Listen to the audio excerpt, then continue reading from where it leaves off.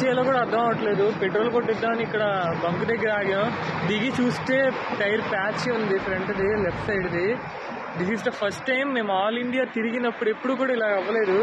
ఈ దరిద్ర వైపు రోడ్లు ఏంటో, ఆ ట్రాఫిక్ ఏంటో, మరి ఎక్కడ పడిందో తెలియదు, ఎంత దూరంలో పడిందో తెలియదు. టైర్ మొత్తం చండాలంగా అయిపోయింది ప్యాచీకి. ఇప్పుడు టైం కరెక్ట్గా రాత్రి 2:50 అయింది. మా కారులో ఏమో జాకీ లేదు కనీసం, అదే మా బాధ. ఇప్పుడు ఉంటే మేమే బిగించుకునే వాళ్ళం. నిజంగా చాలా క్రిటికల్ సిచ్యువేషన్ ఇది. ఎవరిని అడుగుతున్నా ఒక్కడు కూడా ఇక్కడ హెల్పింగ్ నేచర్ ఎవ్వడికి లేదు. ఎన్ని కార్లు అడుగుతున్నా జాకీ కోసం, నేను టైం అయిపోతుంది, మేము కుంభమేళకి వెళ్ళాలి, మాకు టైం అయిపోతుంది, అది ఇది అన్నాడు. ఒక్కడు కూడా హెల్ప్ చేయట్లేదు. అలా ఉన్నారు వీళ్ళంతా.